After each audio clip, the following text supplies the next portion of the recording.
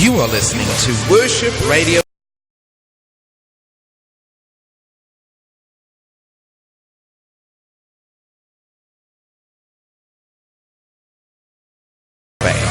Or follow us on Facebook and Instagram at Worship Radio INT. This is the future. Hello. Thank you for listening in. I appreciate you taking the time out this evening. I'm Beverly V., your spiritual healer of marriages.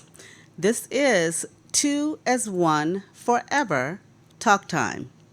And I'm excited this evening to be here in the studio of Worship Radio International. This evening, we're talking about obstacles in marriage.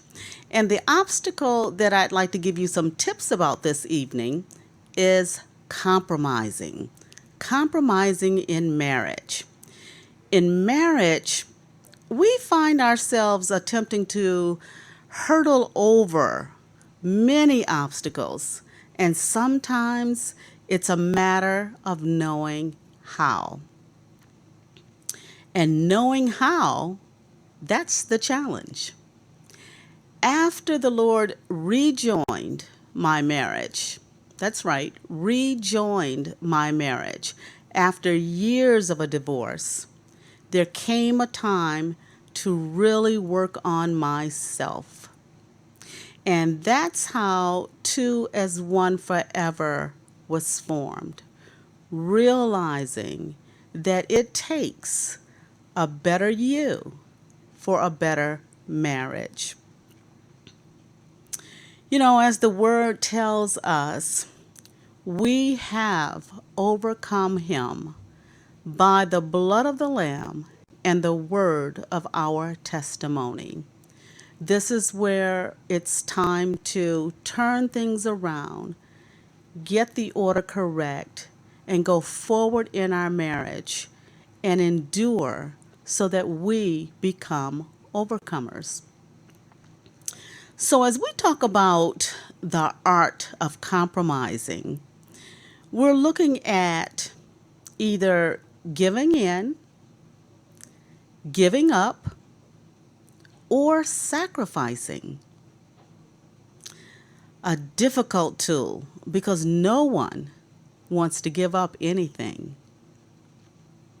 You know, it starts with what you believe you have in common with your spouse when you first start dating. And then after a few years, you feel like you have absolutely nothing in common. Usually, you know, husband and wife, they're coming from different backgrounds. There's little thought that's even given to the real life situations that's going to be before you after the I do. Like how to raise the children. You know, what denomination or religion that you want to raise your children in. What type of schools?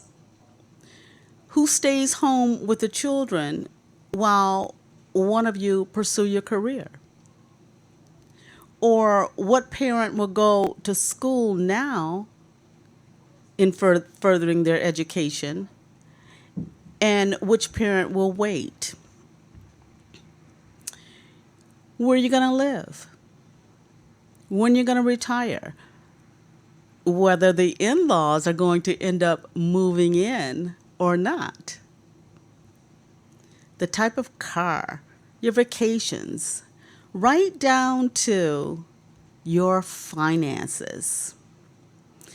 So many of those things are overlooked in the beginning, and they come to a point in our marriage that the conversation has to take place.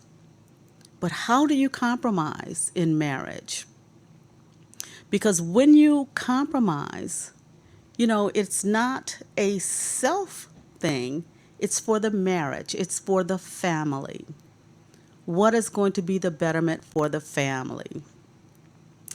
You may be one of those spouses wanting to talk about something important, and the other spouse not wanting to even get involved in the conversation. because they know it's going to end up in a fight. You know anybody like that? So they just let their spouse do whatever they want to do, trying to avoid being part of the solution. And then there's possibly a fight anyway because it didn't turn out the way it should have. Or you could be the spouse that says, "You never listened to me." Then there's yelling. Then there's screaming. Nobody can hear either one. Then one spouse feels that they're always being nagged at. There's always some choice words that come out that will hurt your spouse's feelings, or that you really didn't intend to say, or you intended to say them just to hurt your spouse. It's all in how we're handling the compromises that goes on in our marriage, how we handle the situation. You know, conflict in marriage is not the presence or the absence of fighting, as disagreements at some level of marriage are inevitable. It is the disagreements that never get resolved that becomes the danger zones, building into resentment and bitterness. And that can destroy your marriage. It can destroy your relationship. Every marriage has conflicts. Every marriage. Fighting isn't the issue, but rather how you fight and handle the conflict. Whether you fight to resolve a dispute peaceably and with joint interest in mind, or whether you fight selfishly and don't care if you hurt your spouse. You know, sometimes those words can be so hurting that it totally sets your marriage back a while, where you think you've accomplished some things, and because of those choice words, that you're not concerned whether how it's going to affect your spouse. It hurts. It hurts. You want to be more in tuned in your marriage so that you will have peace. See, your part in marriage is about what you bring to the table, not about what your spouse brings to the table. It's you. That's the person that you can control. You know, even when you get to the point in marriage where that conflict will include silence, avoiding your spouse. Is that a good marriage? Any style of conflict is difficult and can drive your marriage into hopelessness. So, what is it to compromise? What is it to compromise? Finding a way to fight well? Or both parties giving up something in order to reach a mutual agreement? How do you come to mutual ground? A place of contentment in your marriage. Because that's where you want to get to. Contentment, peace. Especially when you come from different backgrounds, raised totally different. Your ideas and the way you think about things are different. The way you're used to doing things, the comfortable way of life as you know it. All of a sudden, after a few years in marriage, it seems like it has just turned upside down. It's almost as if it sneaks up on you. You were blindsided because you weren't really paying attention to what was going on. You know, compromising, it can bring on anxiety. And we don't want to discuss things that will possibly upset us, possibly upset our spouse, possibly upset the marriage.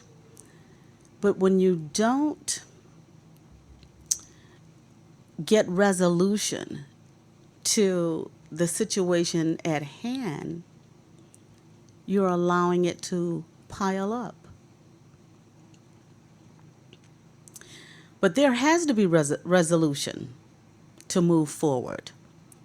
Otherwise, you get stuck. As I said, it piles up on you. Sometimes it takes for a couple to see each other's strengths and use it for building the family, for building your marriage. We all come with our talents, our skills, those good qualities to help balance out one another. And we want to make sure that we use those qualities. They're not in us for nothing. It is to be used, our qualities are to be used for the goodness of our marriage. Making time to spend quality time with your spouse can be a point of compromise. So to compromise is key to making the situation work or not. You know, in compromising, attempting to compromise, it can bring stress. It brings anxiety, discontentment. You can even find yourselves sleeping in a separate room. Even that lack of intimacy and sex. That's right, sex. You know, the sex that God said that we should come together as husband and wife as often as possible. The sex part of it, because that's the bonding that takes place so that the enemy doesn't jump in there. Because you know, the enemy is quick. The enemy is conniving. Before you know it, the enemy has got your marriage turned around and you don't even know what happened. I realize it. I recognize it. I went through it. So I understand it. Because when we don't put the Lord first, then we get off track. We get off track. So, the art of compromising, what do we do? How do we handle it? What do we need? First, as Christians, we must pray. We must pray. We should be starting our day out with prayer, starting our day out with giving thanksgiving to our Father for simply waking us up to start another day, thanking Him and asking Him for guidance throughout the day. We've gotten lost along the way and put ourselves ahead of the order of things. When decisions are made, we should remember to ask the Lord to give us guidance and direction. You know, Matthew 6:33, it tells us, "Seek ye first the kingdom." What does that mean? That you're calling on the Lord first. Not after the situation is all in an uproar, you seek him first.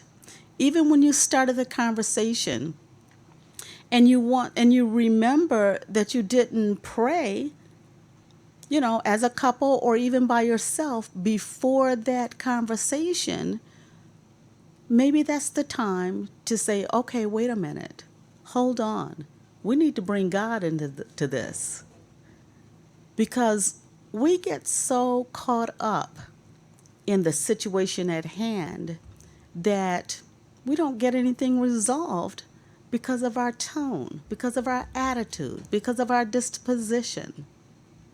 So we have to learn to put things in the correct order. And it might seem a little awkward at first.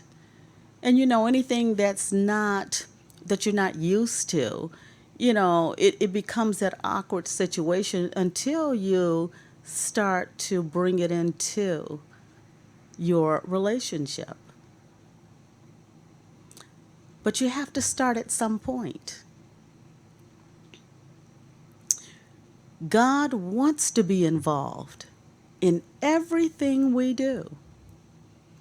Remember Proverbs 5:3 that tells us not to lean to our own understanding, to acknowledge him in all our ways? He wants to be a part of everything that we do. We're just a little hasty at times. We want it resolved, and we want it resolved now.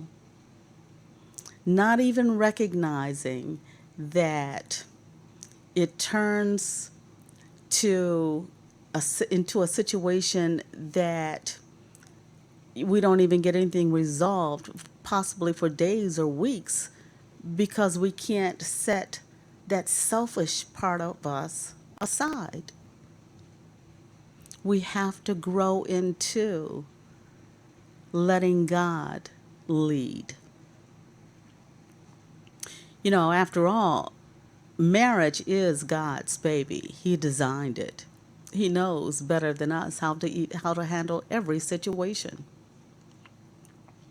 So in compromising, know what you need to talk about. Be specific. Express your wants and your needs, one at a time. Don't overwhelm your spouse with all of these situations that you finally want to talk about. Give your spouse some time to think about it. Give your spouse a heads up. You can't expect your spouse to work things out with you if you're not clear on what it is that you want. So that might be the time to maybe write some things down. Make some notes for yourself so that you can stay on track, so that you don't end up all over the place and bringing up all other situations. You know how we can reach back behind us and pull out some of those things that we are supposed to forget about, and they seem to enter into the conversation? So if we put ourselves in a place to be specific, maybe write things down, then we can stay on course. As adults, we're not looking for a flat out no. Decide on what needs to be resolved at that time. This is where you have asked the Lord to give you guidance. Remember, you will possibly be making decisions that will affect your marriage and family for a long time.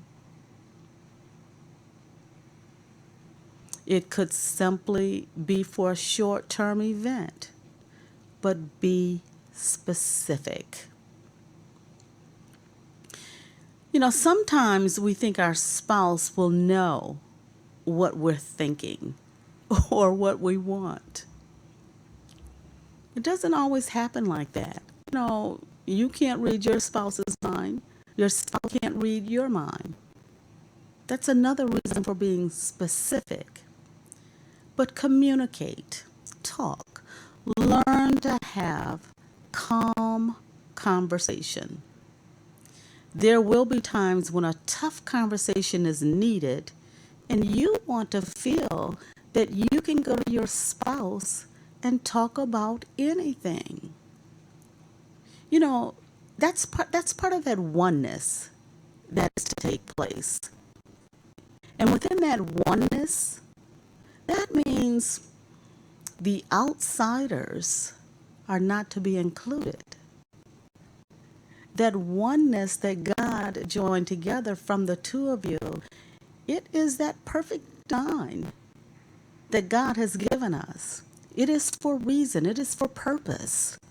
So you should be comfortable enough to go to your spouse with any conversation and know that you're going to get an appropriate answer. Listen. Listen to your spouse. Focus. Hear what is being said.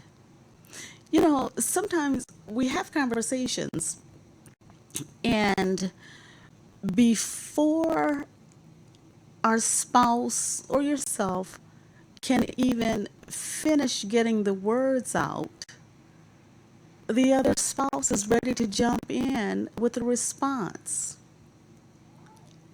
Now, have you are you giving your spouse the the respect that's needed there to fully hear them? Because when you don't fully hear the statement, that means that you're responding on half of a conversation, which possibly means you're not responding correctly. Listening is one of the greatest challenges in marriage. It can prevent a good outcome. You may want to schedule some time to talk so that there will not be any distractions. It's so easy to be distracted these days. That's the time you want to put your cell phone out of the way. Maybe in another room, so that even if you put it on vibrate, you don't have the need to look at it. That's giving respect to your spouse. Because when they want to have a meaningful conversation, just as you will at times, you want their full attention.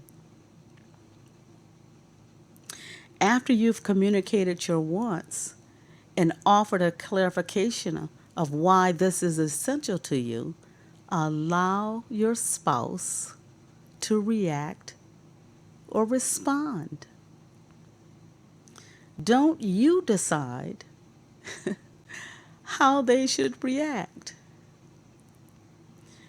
Truly focusing on what they have to say. Your spouse may need to repeat what it is that they believe they heard, so that they can get understanding. In all thy getting, get understanding. When you get understanding, then you're able to respond more favorably. You're able to respond more respectfully when you have understanding of what's being asked of you. Now, sometimes it's helpful on both sides to repeat what you think you heard. Continue to talk it out. Don't mock. Don't tease your spouse. Don't laugh at your spouse. Don't be sarcastic. Be supportive. Support your spouse in all things. Even if it's not to be answered just then, it could be something to be thought about that needs a little bit more time. So don't be too rigid. Don't be too hard on your spouse.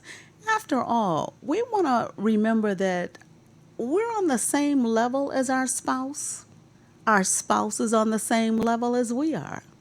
So we don't want to treat them like children. We don't want to disrespect them. We want to give them that opportunity to respond the way they choose to respond when they're trying to compromise with you. Carefully weigh out your options. After you've heard what's been said, take time to think about it. It could be that time that your spouse responds in a way that you had no idea it was coming that way. You hadn't even thought about it that way. It may be a discussion that will take time within an hour, and it may be a discussion that take over a week. There's no time limits. We should be putting ourselves in a position that we're not going anywhere. Yeah, I did, second time around. I'm not going anywhere. I'm not signing anything. Life teaches us a lot of lessons. Sometimes we just want to throw out our opinions and never get any thoughts to a response. Does money have to be considered? Do you need to give up or take in more working hours? When things come about in marriage, sometimes they're important enough to really need some thought put into it, where you can't be hasty in making a decision. You have to weigh out all the options. How is it going to affect your marriage? How is it going to affect your children? Marriage is that entity that you can't be selfish. It's almost like having to set self aside for the sake of a good marriage, for the sake of a good family, a wholesome family. When you compromise, you should never think of how it's going to benefit you, but how it's going to benefit your marriage and your family. Your options. Just because you didn't come up with a particular idea doesn't mean that it will not work. Have you ever heard of that statement? Is my way or the highway? It doesn't work like that in marriage. Not at all. Always come to the table in your marriage to give 100% of you. I've heard people say, they brought their 50 and now it's time for their spouse to bring their 50. If you're only bringing 50, then you're not bringing your total self. See, you have to take care of self and know that the Lord will take care of the rest of it. Bring the best of you to your marriage. And that may be bringing a little love, a little kindness, a little gentleness, even that long suffering. And of course, none of us wants to be in that situation of long suffering, but that's the patience. That's the patience that God in His grace and His mercy continues to let us weigh it out. Patience. Because patience is what moves us forward in any situation. Patience is that piece of the Spirit that you have in you that is going to be looked at if you're murmuring and complaining all while you're saying you've got patience. It contradicts itself. Murmuring and complaining doesn't go with patience. That's the long suffering. That's the long suffering that's in there. How do you act in the midst of that storm when you say you have patience? How are you acting? What are you saying? What are you murmuring about? Bring all of you to the table, 100% of you to the table when you're compromising. Put yourself in your spouse's shoes. Flip the coin. Don't dismiss what your spouse is saying. You wouldn't want that yourself. Truly understanding your spouse can be difficult, especially when your own wants and needs cloud your judgment. That's why it is all the more important for you to step out of your own mind for a moment and consider your spouse's opinions and feelings. It may be that time when you say, "Hey babe, I see what you mean." You're now putting yourself in a position of understanding the compromising that has to take place in marriage. You're hearing a different perspective. You're hearing a different opinion. You're hearing a different tone. You're hearing something that you had not thought about. That could happen. How would your spouse be affected if you just gave in? What would be the positives and the negatives for them?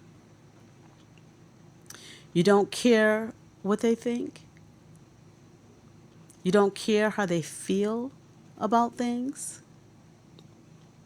Are you letting your spouse bring their 100 to the table? See, it's not for one of the spouse to make the determination if the other spouse is bringing all that they have. Again, that's God's business. See, when we start looking at it that they're not doing their best, then we're putting ourselves in the higher position to play judge. That's God's business.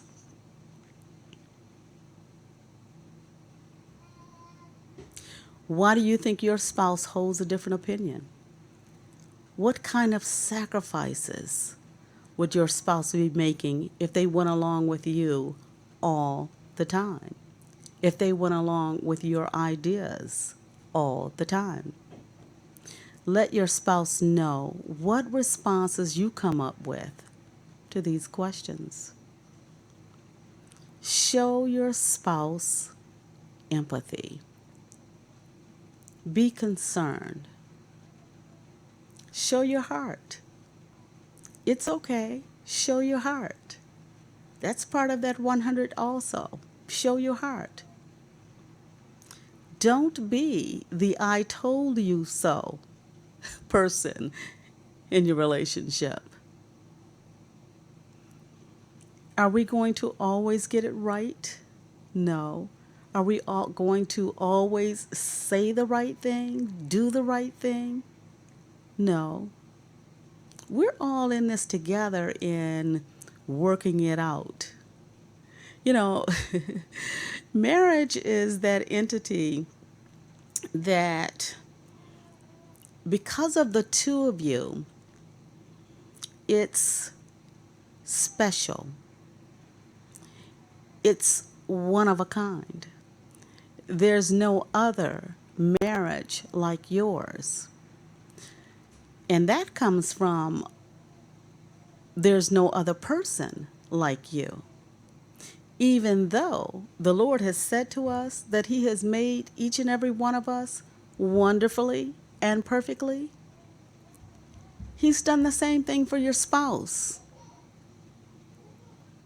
So, therefore, we want to show up respectfully toward our spouse as we would want them to do for us. Don't be the I told you so person. Consider fairness when you're compromising.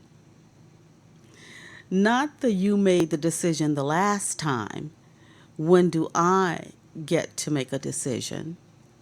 Fairness in marriage is what's best for the marriage.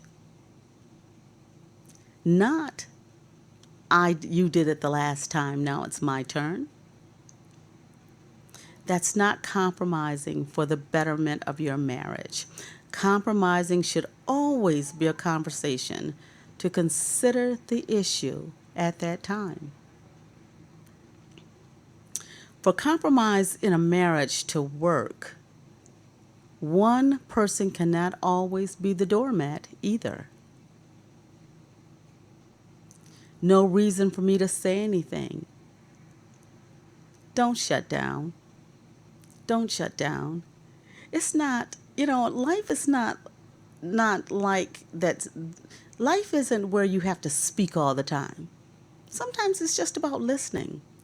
Listening and learning. Listening and learning. So don't shut down in your marriage. It's up to you to continue to communicate.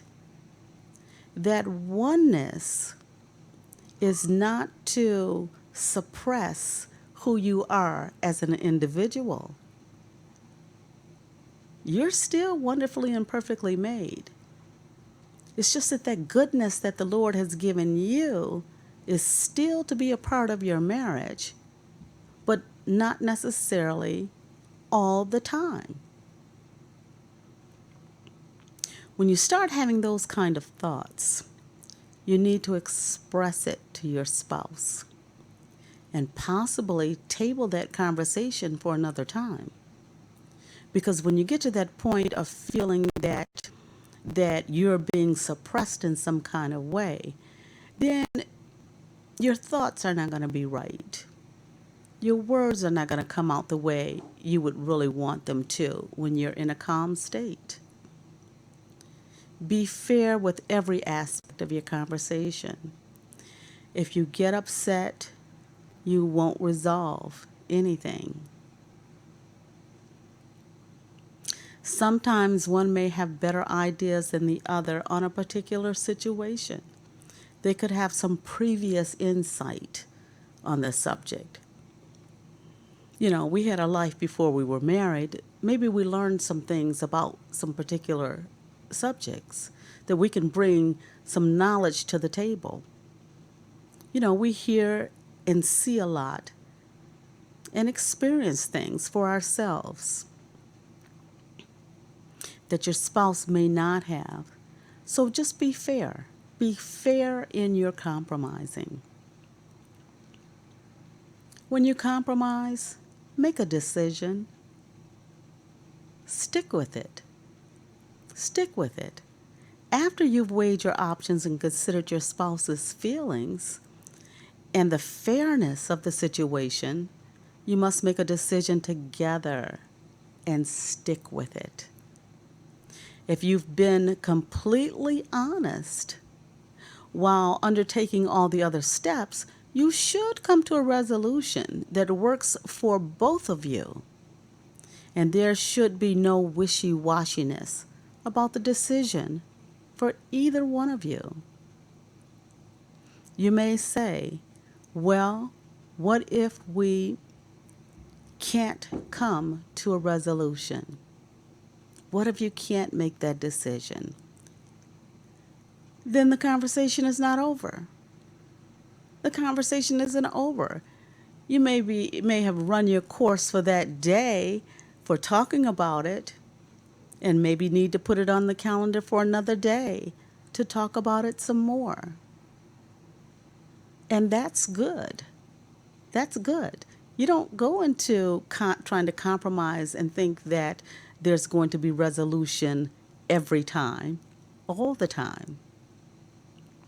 Sometimes you have to give up some things to make it work. That's what compromising is all about.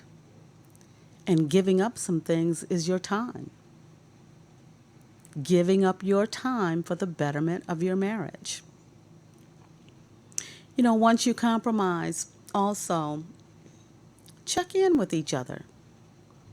When there's gives and takes in a relationship, one or both of you are likely making a sacrifice, giving up something that you wanted or you needed. If this happens, you or your spouse could start to feel like you're being taken for granted or even being ignored. So check in with your spouse after a while, because you don't want that decision that the two of you made to become resentful. You don't want to break down in your marriage because you weren't fully on board with the decision. Check in with one another to make sure there's no resentment or hurt feelings. Make sure when you agree to compromise that you will not hold this sacrifice over your spouse's head. Doubt your decision or even stew about it. You have to make the decision, you stick with it, and move forward in a positive manner. Does that mean that it can't be changed? Absolutely not. These days, things are tweaked all the time. You try things out, and if it doesn't work, you try something different. You change it around. You don't beat your spouse up with it to say, I told you so.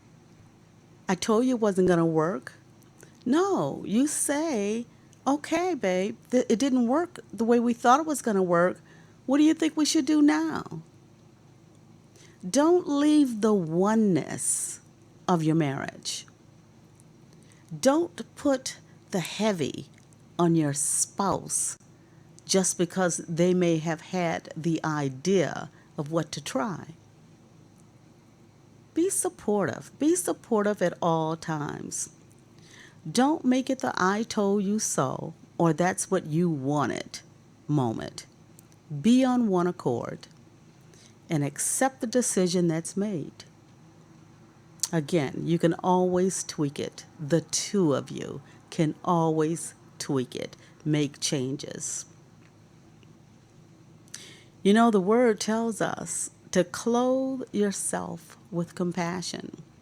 Therefore, as God's chosen people, holy and dearly loved, clothe yourselves with compassion. Clothe yourself with kindness. Clothe yourself with humility and gentleness and patience. That comes from Colossians 3:12. Be completely humble and gentle. Be patient, bearing one another in love. Bearing one another in love. That's the oneness. That's the oneness, sticking it out, hanging in there. Remember who you are in Christ, how you should act, how you should respond. This is where the long suffering comes in. How you act, how you respond. Again, are you murmuring? Are you complaining? To compromise is not giving in, but working it out together. That's what we do as married couples. Proverbs 25:8, coming from the Common English Bible, says, don't be quick to quarrel. Don't be quick to quarrel. Talk things out in a peaceful manner. When you have something on your heart that you want to talk about, that you feel some compromising is going to be needed, schedule some time. Schedule some time. Let your spouse know what it is that you want to talk about so they'll have time to think about it. And then you go into it with the idea that you're going to get some resolution, that the both of you are going to come out with contentment in your decision.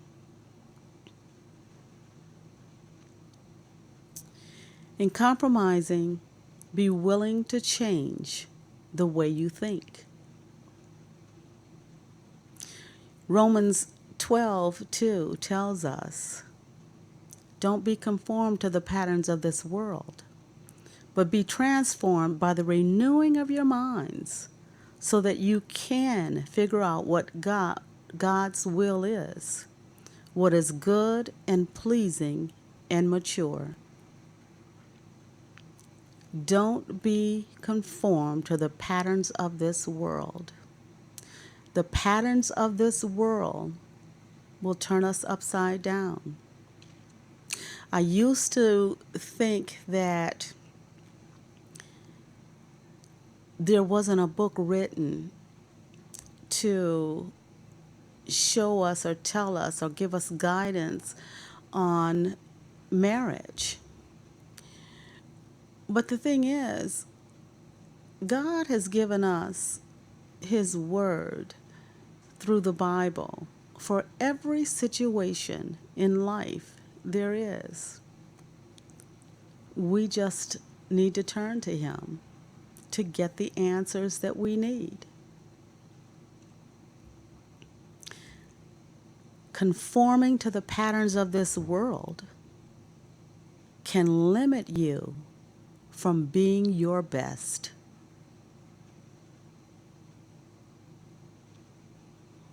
Ephesians 4:23 tells us, instead, renew the thinking in your mind by the Spirit. The order of the design of marriage must be correct for a better marriage. For we know that Christ is first. We pray, then the husband, and then the wife, and then the children. I laugh at that because I've heard so many times, my child is my most important person in life. We have to get the order right. God designed it so perfectly because He knew that we would get off track. But His design being so perfect that we can always come back to it. We can always come back to letting God lead us. Giving God enough honor, enough glory that we will allow our husbands to be our head as God has designed it. And then the wife, and then the children. It may seem out of order for you these days, the way things are, but I can say that with getting the order right, this is where you're going to find peace. This is where you're going to find contentment. And this is where you're going to find that joy. You know, that joy, that unspeakable joy that no one can take from you. That's what you want. You have to get the order right. You have to get the order right. We know that there are many ways to accomplish things, but we look for the middle ground that is going to be satisfying at that time. That's not the way to live it.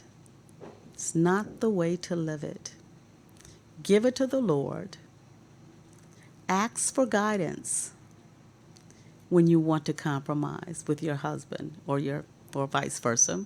Ask for guidance. The art of compromising, it keeps the conversation going. Even a happy place. Our differences should bring growth in our marriages, not division. Learn to appreciate the diversity in your marriage. Even when we compromise and the outcome is not what we expected, we don't blame our spouse. We simply start the conversation again at another time. Because you are one, he is at fault. Because you are one, he is at fault and she is at fault. It's both of you. It's both of you. Don't point fingers.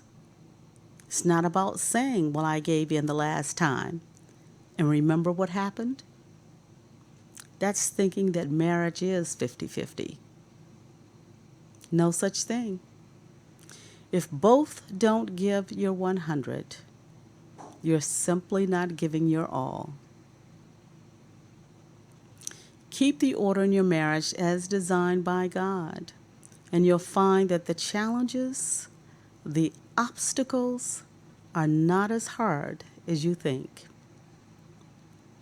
Mismanaged conflict and negative interactions in marriage predict both marital distress and negative effects on children.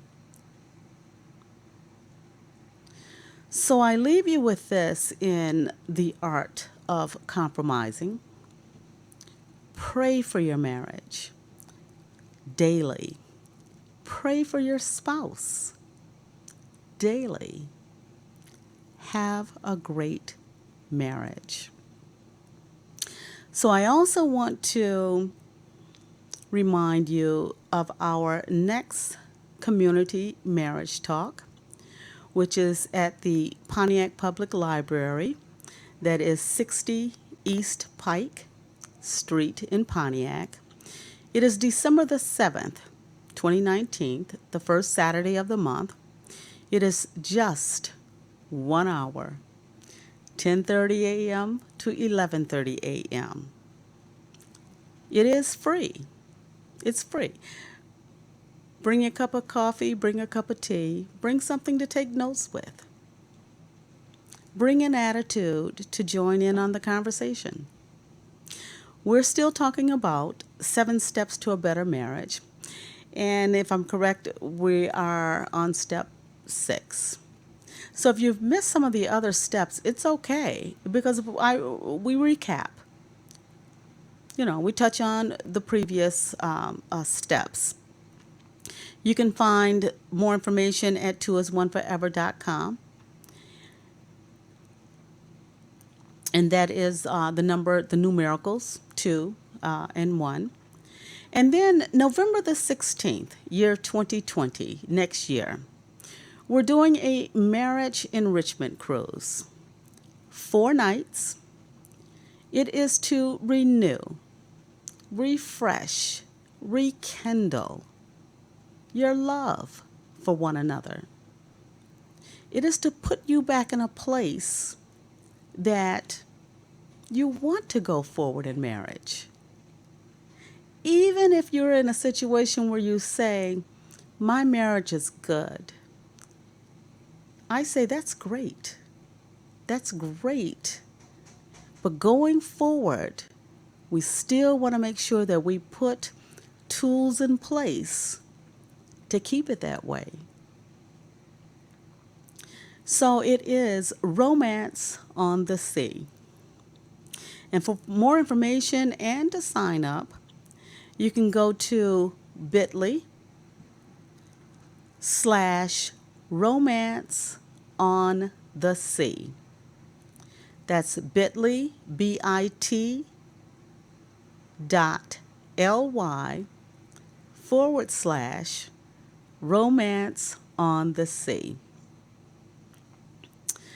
So I'm Beverly V., your spiritual healer of marriages, a certified Christian marriage coach, and you can reach me at bit.ly/capital B for Beverly, middle initial V, and T, bit.ly/Beverly VT. So until next time, may the blessings of the Lord strengthen your marriage. Thank you for listening in, and have a good night. You are listening to Worship Radio International, the world's #1 online Christian radio station. Check out our website at www.worshipradio.faith or follow us on Facebook and Instagram at Worship Radio INT. This is the future.